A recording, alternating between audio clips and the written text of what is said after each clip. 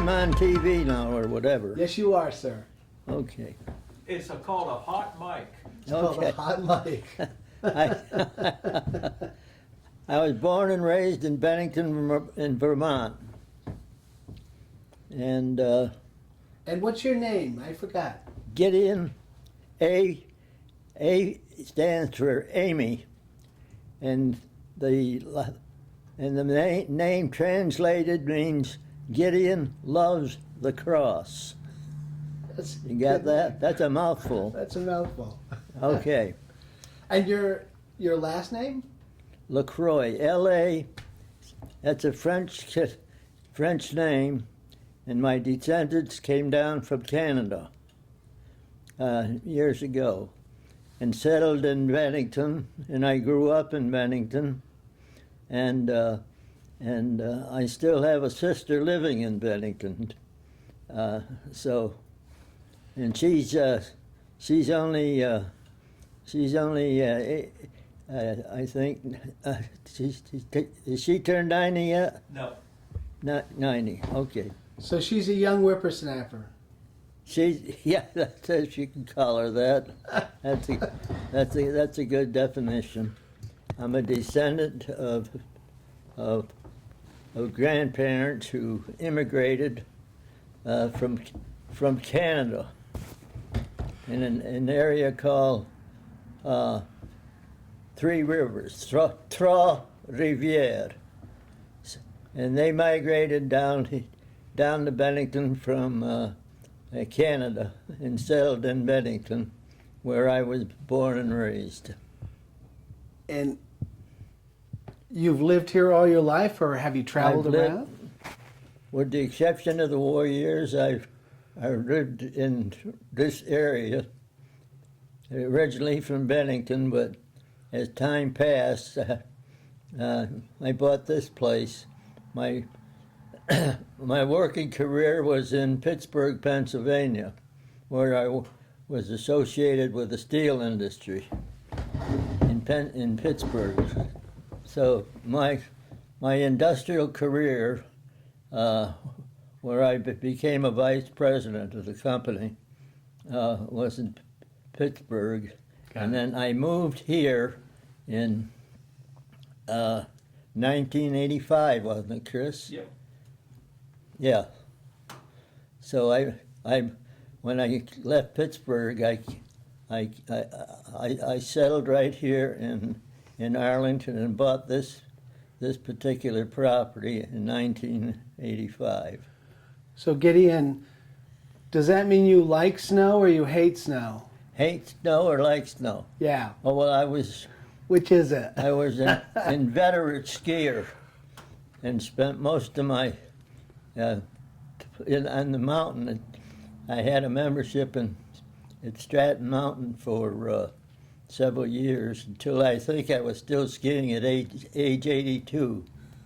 The war. How old were you when you went into the service? How old was I? Yeah. Well, I was pretty young when I got involved in the war. I joined the Marines, and I was living in Vermont, and I had to go to Pittsfield to the recruiting office in Bennington, Vermont. From Bennington to Pittsfield, where the Marine Corps had a recruiting station. Were you 18, 19? Well, yeah, I was old enough so that I was. My father had to sign the papers, so I was about 18. Gotcha.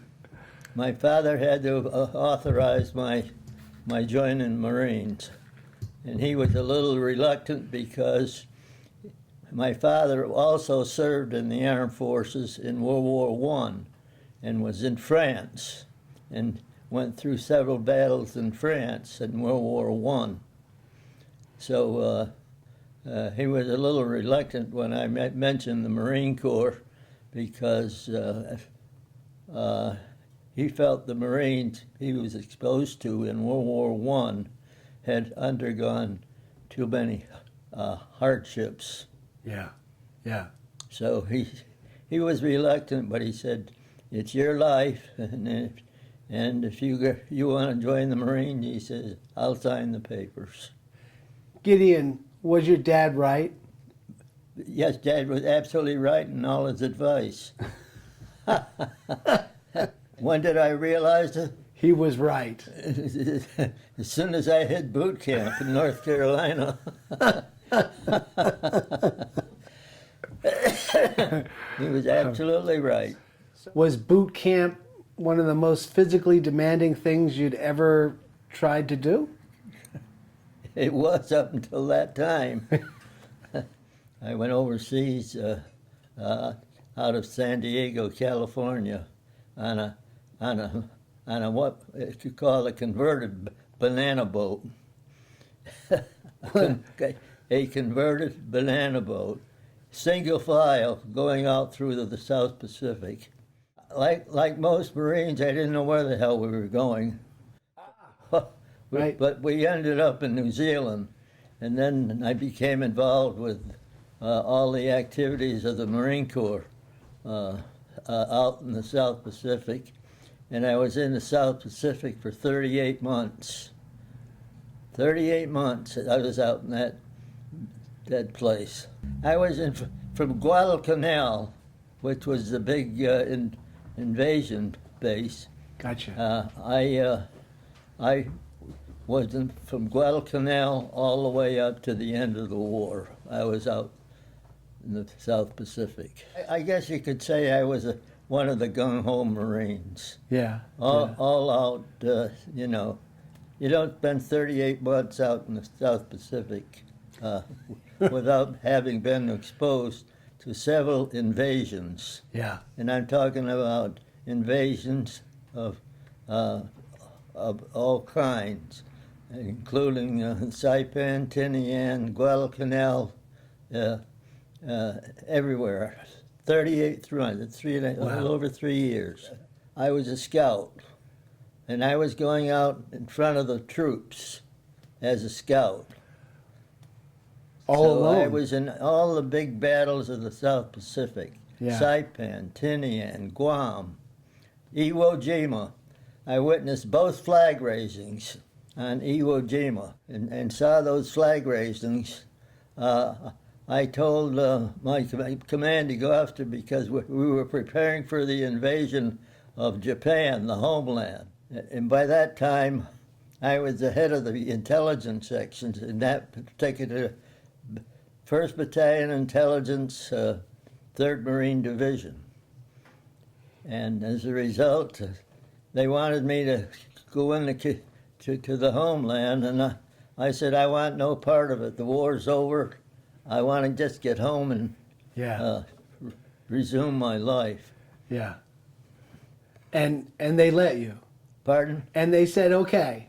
Absolutely. Well, they didn't have much choice. They developed a point system for discharging personnel, and I had enough points so I could be sent back to the States. Right.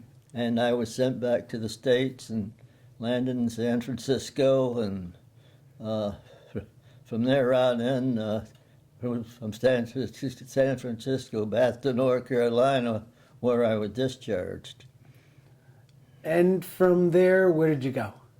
Pardon? Where did you go once you were discharged? Was it? After I was discharged, I came back. I came back to Bennington. The first thing I had to do, you know, I had a girlfriend that lived in Bennington. She was my childhood sweetheart growing up in Bennington. So when we were married and she was with me at Middlebury College, he was conceived in Middlebury. He was. So for the folks at home, he's smiling over there. That makes me Chris is smiling. and Technically, that makes me a Vermonter. right. That's right, Chris. So So after all these years, yeah. the memories of your war years, are they as clear as day, or have they begun to fade with time? Oh, the war years, you know, that's something that's very easy to shed, the feeling is what you went through. You realize you're fortunate enough to have survived the war. Were there any good times about the war, or does that not exist, that idea? No, I don't think there are any good times in war. Got it. Yeah. There's no good times. The war is vicious. It's just terrible. It's just terrible. People being killed and, all around you. Watching those flags go up on Iwo Jima. Every time that flag, there's one hanging right out here right now.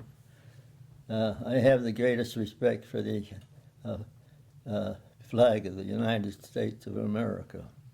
Next year is 99, and the year after is the century mark. So if I can survive those periods, hopefully I can make it. Two more years. 2 more years.